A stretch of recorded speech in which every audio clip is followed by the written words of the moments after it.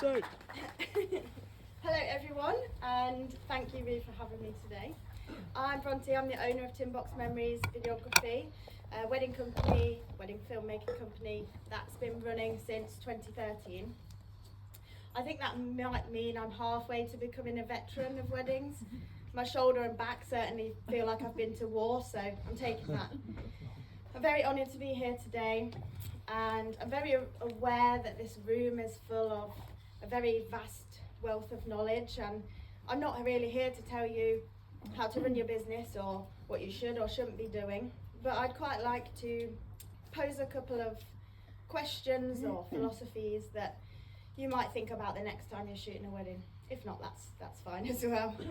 I tend to get a little bit passionate about this job because it's your whole life as well as your whole job. So I'm sorry if it seems like I'm ranting at you or telling you what to do, but it's just because I'm passionate about it. TinBox as a business goes quite deep for me.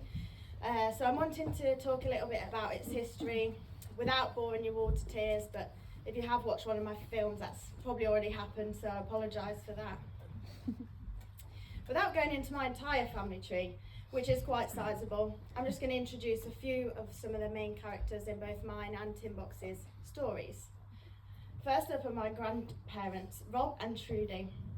Her actual God-given name is Gertrude, but she's Glaswegian, and if she knows I've told 130 people that, she will scalp me. They met bloody years ago and had 4 kids, the first one being my mum, Liz, or Lizzie Babes as I affectionately call her. She's easily the best woman on the planet. She is so selfless and just caring and kind and just great, and I'm obsessed with her, although it hasn't always been that way. She then met my dad and had 3 kids. Last of all was me. Yes, this is me in this picture, although I do look bolder than Rue here. Eventually I did grow taller and grew some hair, or did I just steal it from my mother's head?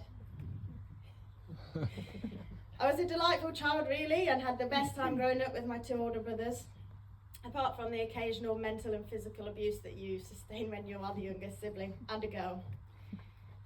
We all grew up, and things family-wise actually went a little bit pear-shaped. Due to that, my mum had to go out and find work. She was now the sole wage earner and wasn't qualified for much. She'd brought us up, she'd been a housewife, a great one at that. And she saw, just by chance, a friend of a friend's engagement video, and actually quite Uncle Bobby of her said, "Oh, well, I've took a good picture at someone's wedding before, I think I could do that." So she went out, she bought a load of kit, Canon kit, no less, on a credit card, and started shooting weddings for the experience. I feel like a lot of us can relate to that. Coming up with the name was the easy part. Remember Rob and Trudy? They used to keep their family photos and memorabilia and all the stuff that you get from being a kid, like your drawings and anything like that, in a tin box for storing. It was full to the brim, and they would often get it out and the kids would look at it and go, "Oh yeah, I remember that, that was so great." And so the name TinBox.Memories was born. Now my parents kept a box very similar, and she actually gave it to me recently to put in my own loft because I'm grown up now, and it was so great to look through that. It was just full of such happy memories and just physical things that you can hold and you can see, and it was just so special to just relive that part of your life. A year or so into running the business, she did start to struggle a little bit with the editing mostly, so I taught myself how to use Final Cut straight out of school and began just helping her just edit, but it snowballed. Eventually I'm with her at every single wedding, and we're literally mother-daughter team for about 7 years. She was a wedding wizard. She would walk into the room and the room would just glow when she walked in, and it would just be so natural to her and so human. And if someone needed their bow tying on their dress, she would tie it, or if someone needed a pep talk, she would give it. And it just made TinBox what it is today.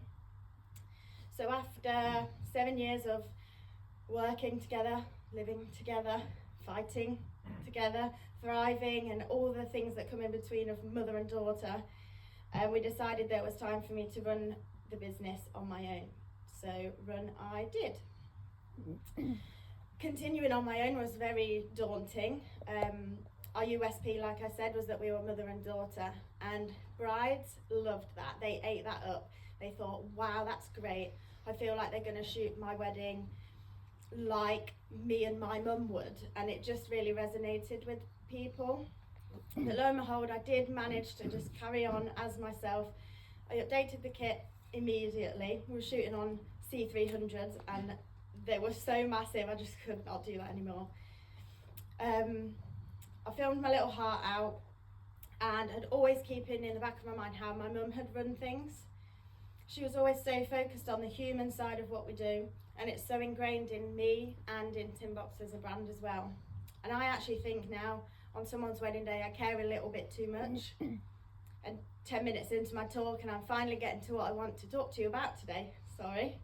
But I think that is that we should all care a little bit too much about our couple's wedding memories. I know we care a lot, otherwise we wouldn't do this. It's not an easy job to do. But I think we should care like Lizzie Babes cared. To me, other people's wedding days are the most beautiful displays of wholesome human love that you can experience. And although they're usually all strangers to me, I always shoot with care too much in the back of my mind. For two reasons. One, it's ingrained in me, but also, what would I want from my wedding films? I'm of the age where I should be getting married. I'm not, I should be. But I always think, what would I want if this was my wedding? The answer is, I'd want everything. Everything I could possibly squeeze out of that video, I would want. Every reaction, every tear, every person. Would I be bothered by the downlighting in the poorly lit drinks reception room if it was the one shot of my grandma I've got laughing? Probably not. Would I see my niece and nephew playing outside and think, that white balance is a little bit off? No, I wouldn't. I'd just be grateful that that time has been captured and I have it forever to go in my tin box. Can't quite believe I'm putting this up today, but perfection isn't everything, despite what we tell ourselves every single day. I don't know a single one of us who isn't constantly striving for perfection. It's what we do. Our kit could be better, our shots could be sharper, our editing more streamlined. We're always striving for absolute perfection and are very hard on ourselves when we do not do that. But in the past few years, I've tried to take a couple steps back and think, what is it that my couples want to watch in 10, 20 years? And does it matter that I've knocked my ISO wheel and I'm now not shooting in a native and it's grainy as hell? They don't care. I've never had anyone say, oh, this isn't technically quite 100% right. We are there to document, not overly polish, in my opinion, interfere or even restage things. It happens. If it happens, it happens. If it doesn't, it doesn't. And that takes quite a lot of training out of you, I think, when you do want to just deliver perfection all the time. We can only work with what we have, and we are only human. Here's a great example of what I consider to be a terrible shot. And if you've ever worked at Mill Barnes and been in that friggin' prep room, you will know what I mean. It is a technical nightmare. There's not a slither of natural light. There's 100 sources of different artificial light, probably a ring light or two, and like 25 bridesmaids. On this shot, all I see is completely washed out skin tones, a floor fan. It's slightly off focus. The colour correction to like balance the horrible orange light is just so obvious to me. Hand jitter, obviously. Dad looked into the camera just there too, and it's pretty poorly framed, but I was working with what I had. I could go on and on.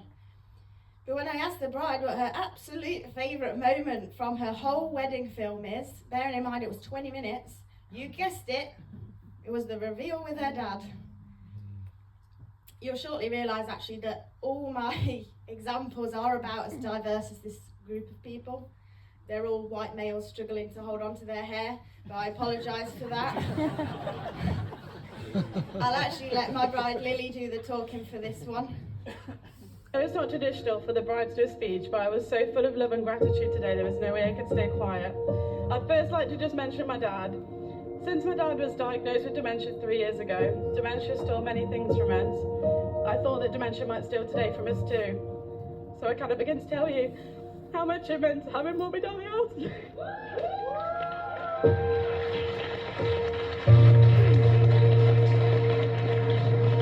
I thought the lessons from my dad were finished once I grew into an adult, but the last 3 years have taught me endlessly about unconditional love and patience, and that is by far the most important lesson that he's ever taught me. I am so glad that I got to share that moment with you all. It's a memory that I will cherish forever.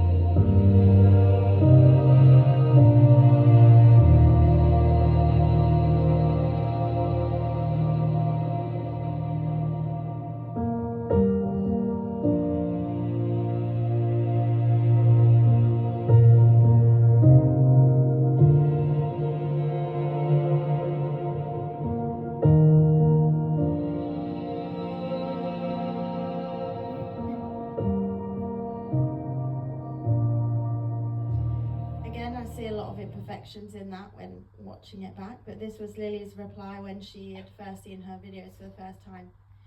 I'm going to try and read it, but every time I have, I've actually cried.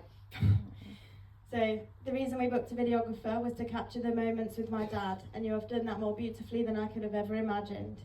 I will never be able to thank you enough. The footage of my dad is something that I'll cherish forever and ever, and I can't wait to go to the nursing home and show him the video. It's so incredible, and you're wonderfully talented and amazing. Thank you for capturing the memories for my dad so he can remember our special moment together and I can take him back to a happy place. It's so important at this point in his dementia. He's not talking anymore, but I know this will light him up from the bottom of my heart. Thank you.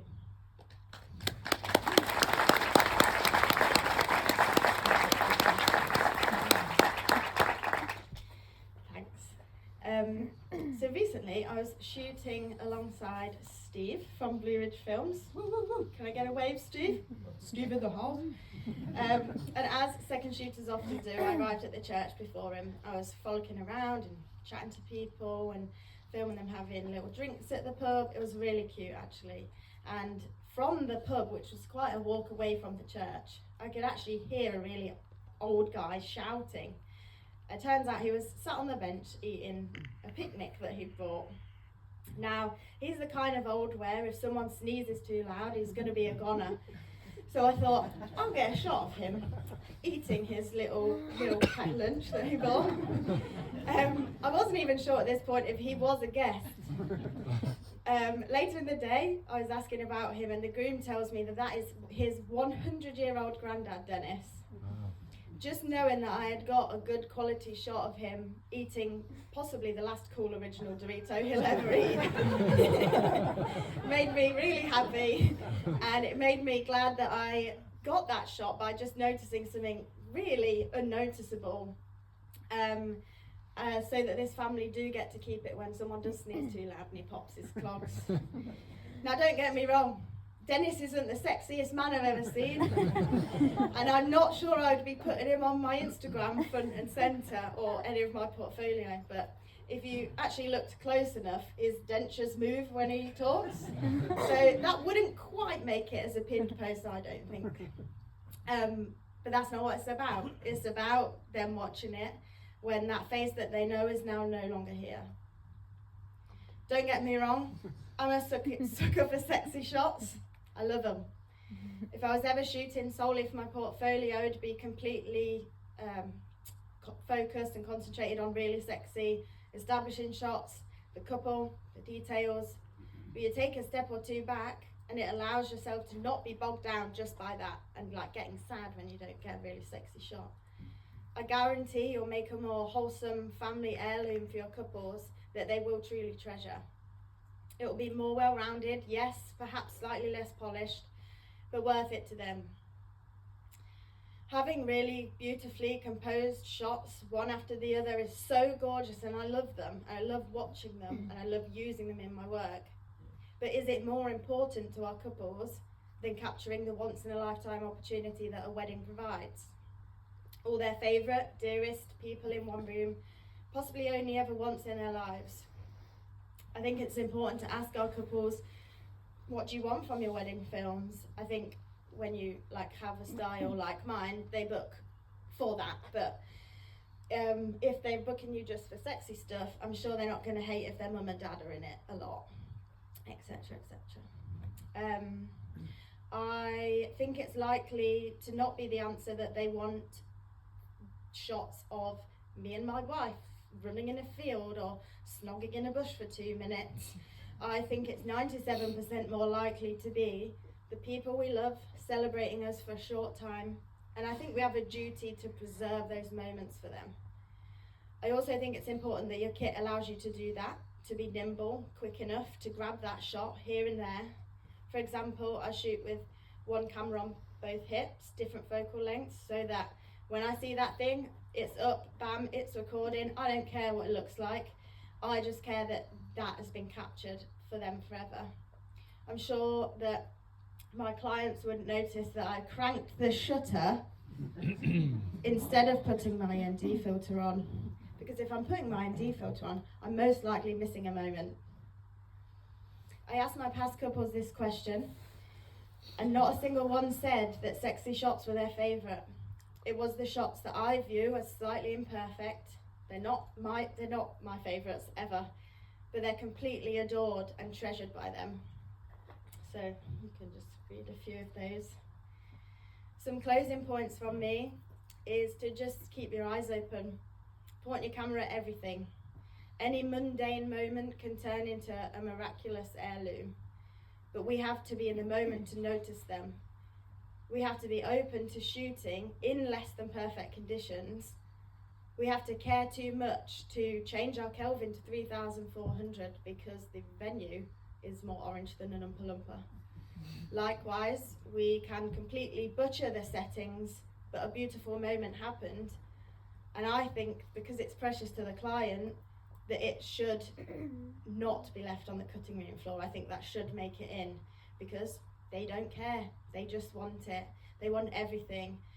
It may be Miley's favourite part, that dad reveal that you saw, but it's their most adored. They want it. They don't care that your shutter speed was off. They care that them and their people are immortalised in their wedding films forever, and I hope that it makes it into their TinBox one day. Thank you.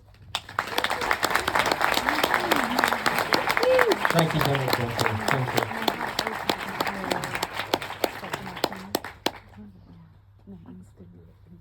Right, we're going to move on now, guys.